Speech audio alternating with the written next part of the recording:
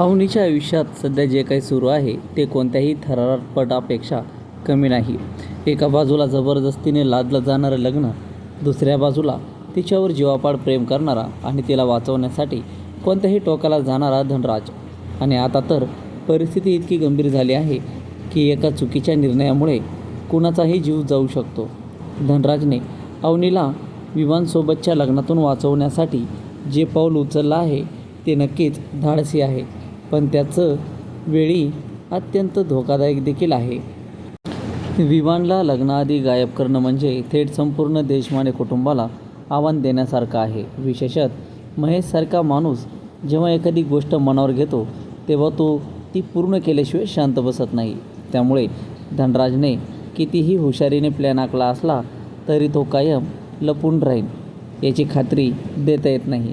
उलट जिथे कुणाचाही संशय जाणार नाही म्हणून त्याने विवानला महेशच्याच देशमाने बिल्डर्सच्या साईटवर लपवलं. तिथेच त्याचा प्लॅन फसण्याची शक्यता जास्त आहे. कारण अनेकदा माणूस बाहेर सर्वत्र शोध घेतो, पण एखाद्या क्षणी स्वतःच्या जवळचं ठिकाण तपासण्याची कल्पना अचानक सुचते. जर महेशला जरी छोटासा संशय आला तरी तो त्या साईटचा कोपरा न कोपरा तपासेल आणि एकदा विमान सापडला की सर्वात आधी संशय धनराजवरच जाईल. त्यानंतर जे होईल ते अत्यंत भयानक देखील असू शकतं. धनराजचा आत्मविश्वास पाहिला तर तो अवनीला सांगतो की तुझा दादा अख्खा गाव पिंजून काढेल पण स्वतःच्या साईटवर शोधणार नाही. पण इथेच एक मोठा प्रश्न निर्माण होतो, हा आत्मविश्वास आहे की अतिआत्मविश्वास? कारण गुन्हा किंवा किडनॅपिंगसारख्या गोष्टींमध्ये छोट्यात छोटी चूक देखील सर्व काही उद्ध्वस्त करू शकते. धनराज भावनेच्या भरात निर्णय घेतोय की खरंच त्याने सगळं नीट प्लॅन केलंय हे पुढच्या घटनांमध्ये स्पष्ट होईल. मात्र या सगळ्यात सर्वात कठीण परिस्थिती अवनीची आहे. कारण तिला माहिती आहे की विमान कुठे आहे आणि त्यामागे कोण आहे, पण ती सत्य सांगू शकत नाही. कारण सत्य सांगितलं तर धनराज अडचणीत येईल आणि गप्प बसली तर परिस्थिती आणखी भीषण होईल. विशेषतः जेव्हा चंद्रकांत संतापाच्या भरात म्हणतात त्या किडनॅपर्सना तिथल्या तिथेच गाडून टाक, तेव्हा अवनीच्या मनात भीतीचं वादळ देखील उठणं स्वाभाविकच आहे. जर आपण भावनिक दृष्टिकोनातून पाहिलं तर अवनीला वाटत असेल की धनराजने तिच्यासाठी इतकं मोठं पाऊल उचललं आहे त्यामुळे तिने त्याची साथ द्यायला हवी. पण वास्तवात पाहिलं तर ही परिस्थिती खूप धोकादायक आहे. कारण आता हा विषय फक्त प्रेम किंवा लग्नापुरता मर्यादित राहिलेला नाही. हा थेट एका व्यक्तीच्या अपहरणाचा मामला बनला आहे आणि जर गोष्ट हाताबाहेर गेली तर धनराजवर गंभीर आरोप देखील होऊ शकतात. अवनीने जर शेवटपर्यंत सत्य लपवलं तर परिस्थिती अधिक बिघडू शकते. कारण एकदा महेश किंवा चंद्रकांत यांना स्वतःहून सत्य समजलं तर त्यांचा राग आणखी भयंकर असेल.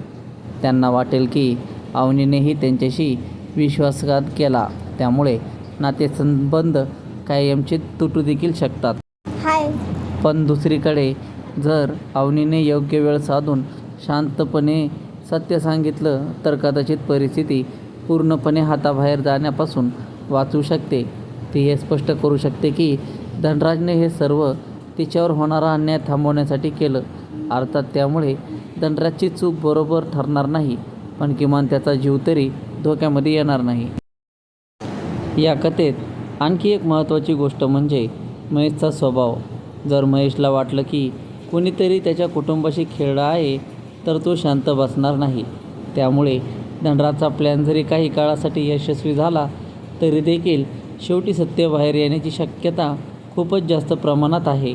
आणि तेव्हा केवळ धनराजच नाही तर अवनी देखील अडचणीमध्ये सापडेल. एकंदरीत पाहिलं तर धनराजचं पाऊल हे प्रेमातून उचललेलं असलं तरी ते अत्यंत धोकादायक आहे. त्याने अवनीला मदत करण्याचा प्रयत्न केला, पण त्यासाठी निवडलेला मार्ग अत्यंत चुकीचा ठरू शकतो. कारण कोणत्याही नात्यात प्रेम महत्त्वाचं असतं, पण त्या प्रेमासाठी कायदेशीर आणि सुरक्षित मार्ग निवडणं त्याहूनही महत्त्वाचं असतं. आता पुढे काय होणार हे पूर्णपणे अवनीच्या निर्णयावरती अवलंबून आहे. ती सत्य सांगून सर्व काही थांबवण्याचा प्रयत्न करेल की धनराजला वाचवण्यासाठी आणखी खोटं बोलेल. आणि सर्वात महत्त्वाचं म्हणजे महेशला विवांचा ठावठिकाणा समजल्यावर त्याची प्रतिक्रिया काय असेल हे पाहणं अत्यंत रोचक ठरणार आहे. तर मित्रांनो, असेच नवनवीन व्हिडिओ बघण्यासाठी, मालिकांची माहिती मिळवण्यासाठी आपल्या यूट्यूब चॅनलला लगेच सबस्क्राईब करा. भेटू पुढील अशाच नवीन व्हिडिओमध्ये. तोपर्यंत धन्यवाद.